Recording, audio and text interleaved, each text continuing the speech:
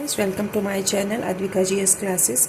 कल की वीडियो में हमने बात किया था सैंधव सभ्यता के कुछ प्रमुख स्थल के बारे में, उसमें का कुछ रह गया था जिसके बारे में आज हम डिस्कस करेंगे। ठीक है, इसमें हम देखेंगे मोहनजोदड़ो के बारे में। मोहनजोदड़ो सबसे पहले हम देखेंगे मोहनजोदड़ो के बारे में। मोहनजोदड़ो जो है सिंध के लरकाना जिले में सिंधु नदी के दाएं तट पर स्थित है। मोहनजोदड़ो सिंध के लरकाना जिले में सिंधु नदी के दाएं तट पर स्थित है। ठीक है, 1922 में राखालदास बनर्जी द्वारा मोहनजोदड़ो की खोज की गई थी। इसे रेगिस्तान का बागीचा भी कहते हैं। यहाँ एक बृहद स्नानागार मिला हुआ है। मोहनजोदड़ो से एक बृहद स्नानागार मिला है जो मोहनजोदड़ो की सबसे बड़ी इमारत है। क्या है? सबसे बड़ी इमारत है। ठीक है, जिसे मार्शल ने आश्चर्यजनक निर्माण भी कहा है। जॉन मार्शल जो थे भूतत्वविद, उन्होंने इसे आश्चर्यजनक निर्माण भी कहा है। यह पूरे विश्व में सार्वजनिक जलाशय का प्राचीनतम उदाहरण है। ठीक है, मोहनजोदड़ो से हमें क्या मिला था?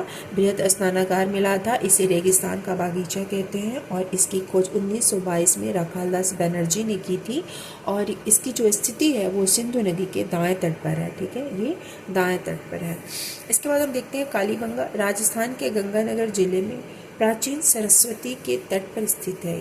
कालीबंगा कहाँ स्थित है? प्राचीन सरस्वती नदी के तट पर स्थित है। ठीक है, इसकी खोज अमलानंद घोष ने 1952 में की थी।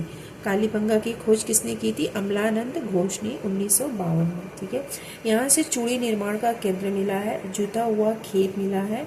एक ही खेत से दो फसलों की एक साथ बुआई करने का भी प्रमाण हमें कालीबंगा से ही मिलता है। ठीक है, इसके बाद हम देखते हैं कि सार्वजनिक नाली यहाँ पर नहीं मिलती है। यहाँ पर सार्वजनिक नाली की व्यवस्था नहीं थी। सड़कों को पक्का बनाने का प्रमाण भी यहाँ से मिलता है। मातृ देवी की कोई मूर्ति यहाँ से नहीं मिली हुई है। कालीबंगा से मातृ देवी की कोई मूर्ति नहीं मिली है।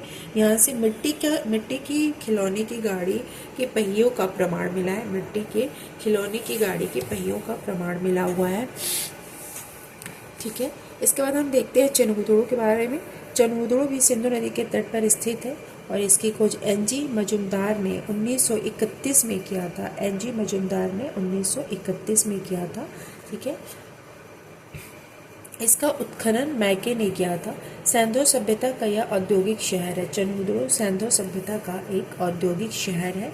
इसकी किलेबंदी नहीं की गई थी। मिट्टी की पकी हुई नालियों के प्रयोग का साक्ष्य यहाँ से मिलता है। ठीक है, उसके बाद हम देखते हैं लोथल के बारे में। साबरमती एवं भोगवा नदी के संगम पर, यानी कि गुजरात में साबरमती एवं भोगवा नदी के संगम पर ये स्थित है और इसकी खोज SR राव द्वारा 1954 में की गई थी। लोथल की खोज SR राव द्वारा 1954 में की गई थी। इसका उपनाम लघु हड़प्पा, लघु मोहनजोदड़ो आदि है। विश्व का प्राचीनतम ज्ञात गोदीवाड़ा इसे बोला जाता है। लोथल को विश्व का प्राचीनतम ज्ञात गोदीवाड़ा भी बोला जाता है।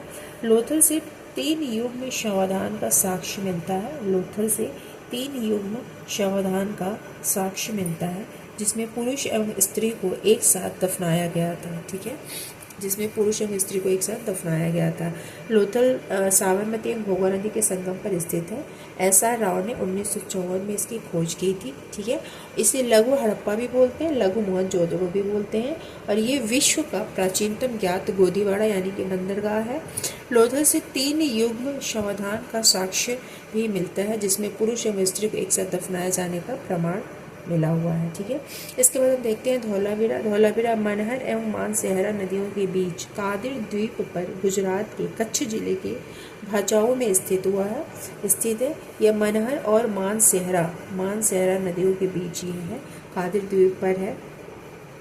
इसकी खोज JP जोशी ने की थी और इसका उत्खनन 1967 से 1968 में RS विष्ट द्वारा किया गया था।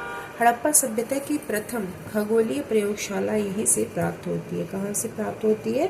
धौलावीरा से। ठीक है, हड़प्पा सभ्यता की प्रथम खगोलीय प्रयोगशाला धौलावीरा से हमें प्राप्त होती है।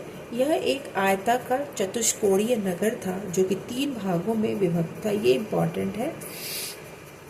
धौलावीरा कितने भागों में विभक्त था? 3 भागों में और एक आयताकार चतुष्कोणीय नगर था। ये 3 भाग कौन कौन से थे? पहला था इसमें दुर्ग, मध्यनगर और नगर। ठीक है, धौलावीरा एक नगर था जो कि 3 भागों में विभक्त था, दुर्ग, मध्यनगर और नगर। ठीक है, सर्वाधिक सुरक्षा प्राचीर प्रवेश द्वार यहीं से मिले हुए हैं। कहाँ से मिले हैं? धौलाधर से, धौलावीरा से। ठीक है, धौलावीरा में जल प्रबंधन, ये भी इम्पोर्टेंट है। धौलावीरा में जल प्रबंधन अति विशिष्ट है। 16 से अधिक विशाल तालाब यहाँ से हमें प्राप्त हुए हैं। ठीक है, ये तो रहा हमारे कुछ इम्पोर्टेंट स्थल। इसके बाद हम को थोड़ा सा और रह गया है इसमें का, उसके बारे में हम कल की वीडियो में बात करेंगे। Thank you so much.